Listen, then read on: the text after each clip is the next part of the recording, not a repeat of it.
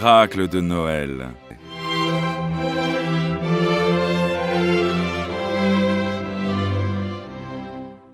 Il était une fois une ville si minuscule qu'elle ne comptait qu'une seule rue, bordée de petites maisons, toutes semblables les unes aux autres.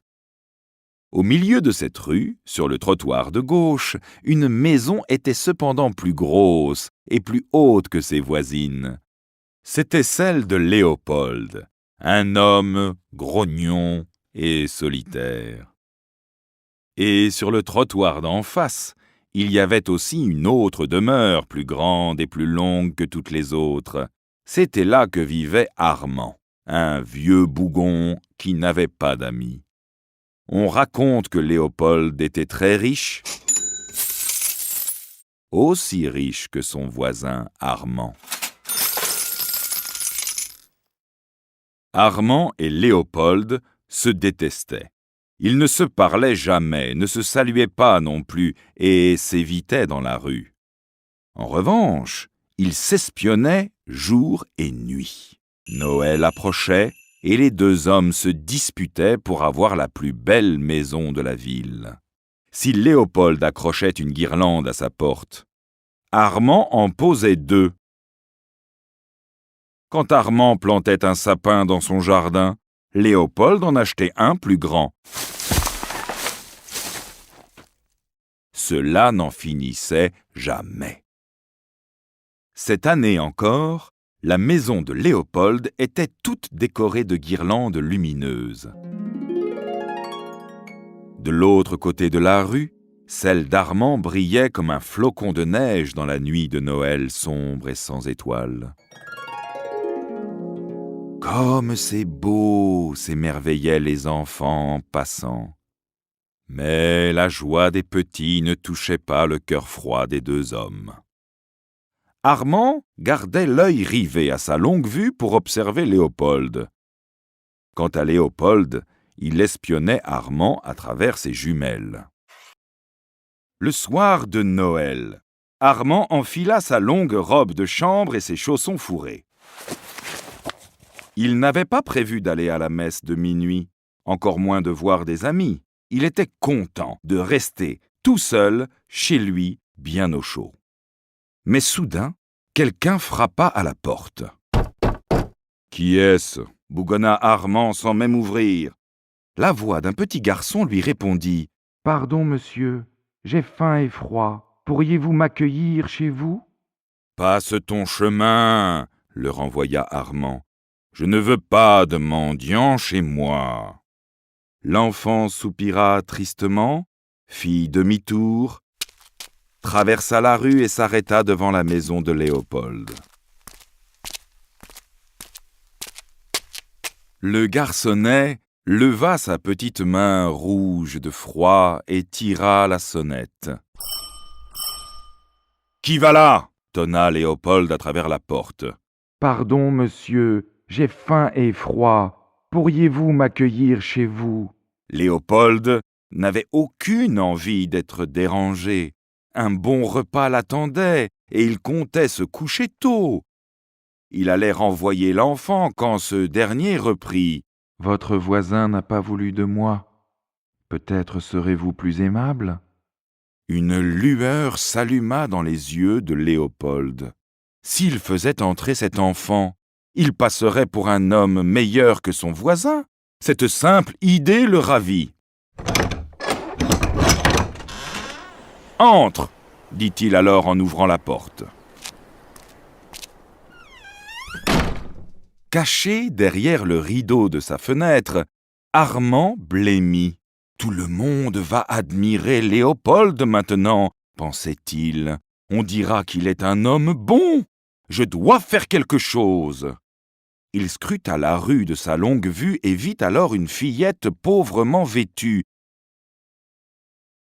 Armand courut. « Viens donc te mettre au chaud » lança-t-il à l'enfant. Lorsqu'il referma la porte, une petite étoile s'alluma dans la nuit noire.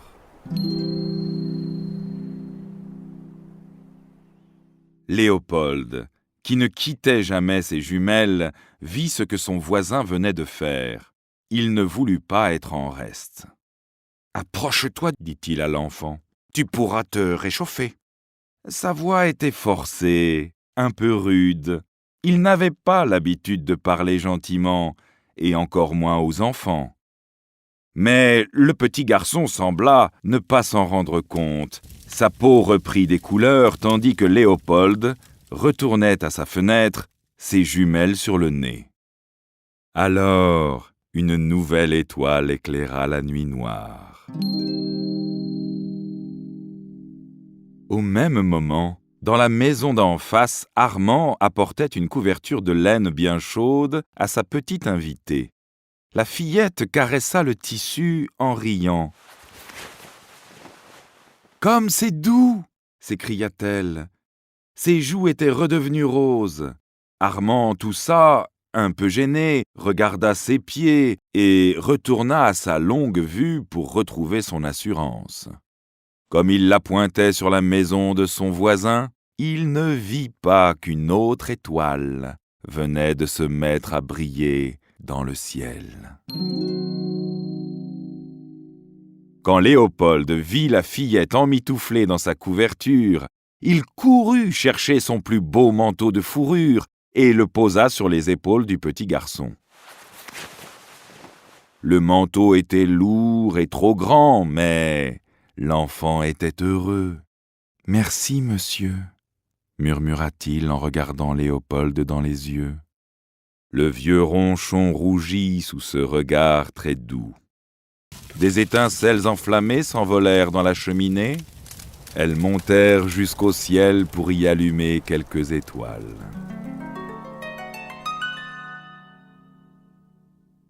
« J'ai faim, s'il vous plaît », murmura le petit garçon après un long moment.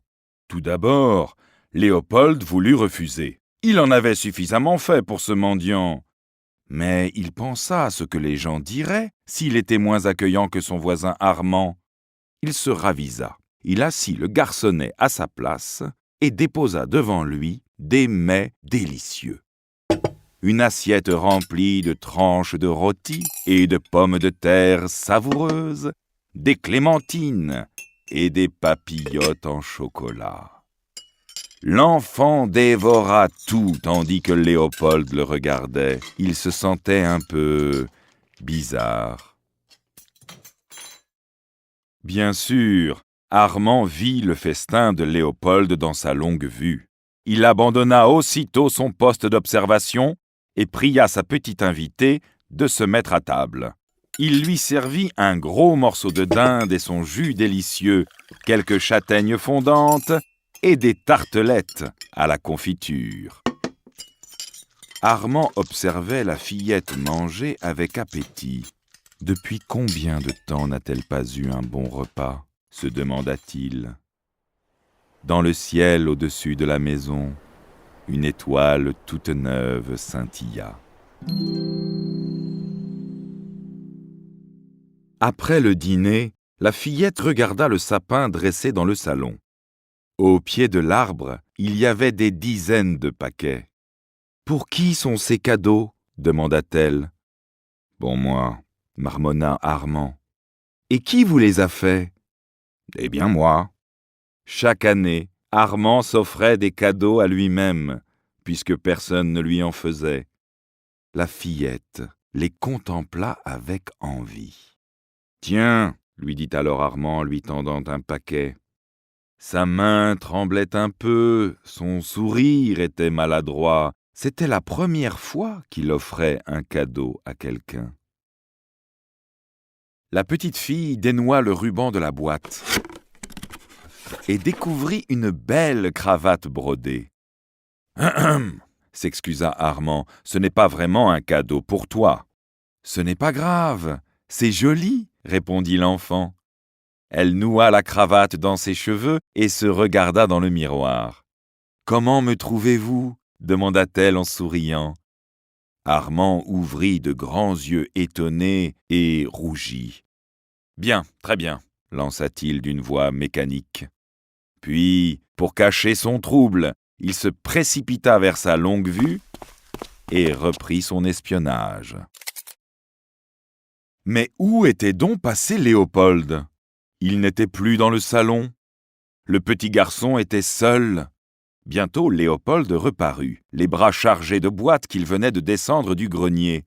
Lui aussi allait faire un cadeau à son invité, mais il s'y prendrait mieux que son voisin.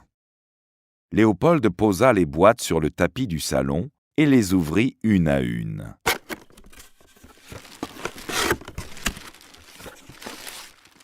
Au milieu du papier de soie, le petit garçon découvrit une locomotive, des wagons et des rails par dizaines. « Un train électrique !» s'extasia-t-il.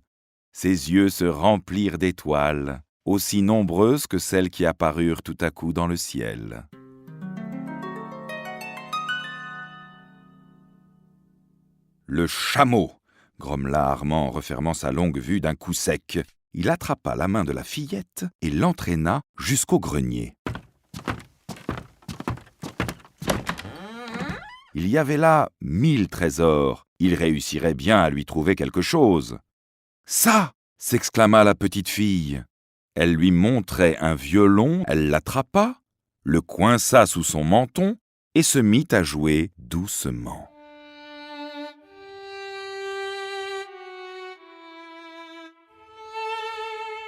C'était si beau qu'Armand en eut les larmes aux yeux. « Ressaisis-toi, Armand !» se sermonna-t-il. Les notes de musique s'élancèrent vers le ciel et s'y accrochèrent pour former des étoiles.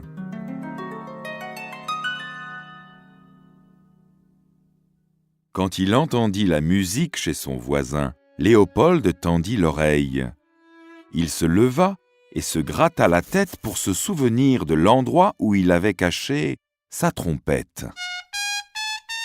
« Vous jouez avec moi ?» lui demanda alors le petit garçon. Léopold hésita. Il n'aimait pas laisser Armand prendre l'avantage, mais l'enfant insista et Léopold s'agenouilla près de lui pour une longue partie de train électrique.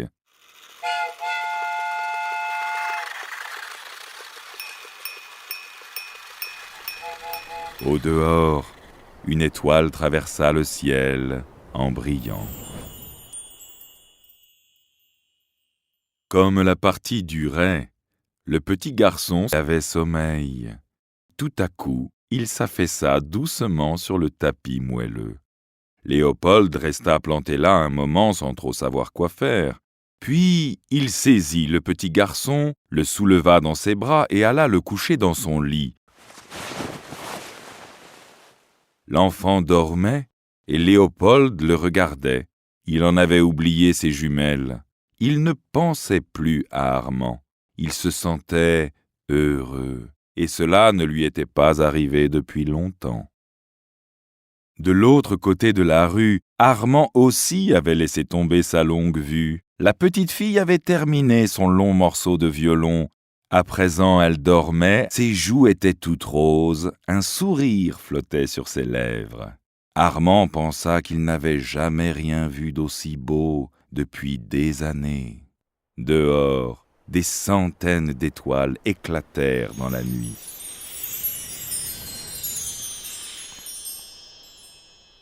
Alors, les cloches de la petite église nichée au bout de la rue se mirent à sonner à toute volée. Elles appelaient les hommes, les femmes et les enfants à venir célébrer la naissance de Jésus. Le petit garçon se réveilla en sursaut.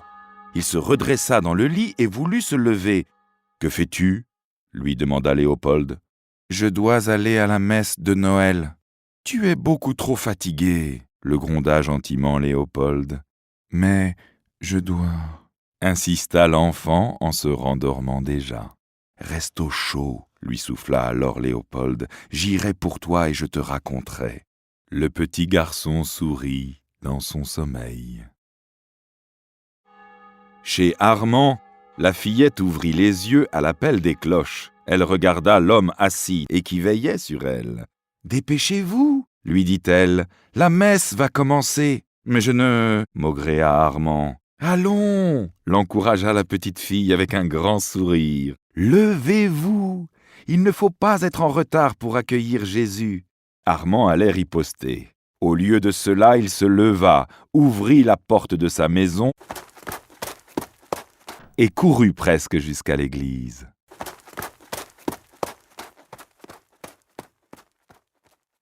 Un murmure étonné accueillit Léopold quand il entra dans l'église. Cela faisait si longtemps qu'il n'y était pas allé, et quand Armand arriva à son tour, une longue rumeur traversa la foule. On le trouvait changé. La messe commença, et Léopold sentit une grande douceur envahir son cœur. Il souriait. Il se tourna vers Armand et aperçut son vieil ennemi de toujours qui grelottait dans sa robe de chambre et ses chaussons mouillés de neige. Léopold s'approcha, dénoua sa riche écharpe de laine et la posa sur les épaules de son voisin. Armand le regarda et sourit à son tour. « Merci, dit-il simplement. » Dehors, le ciel s'illumina de milliers d'étoiles.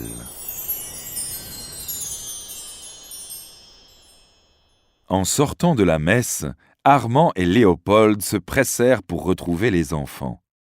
Mais le grand lit de Léopold était vide.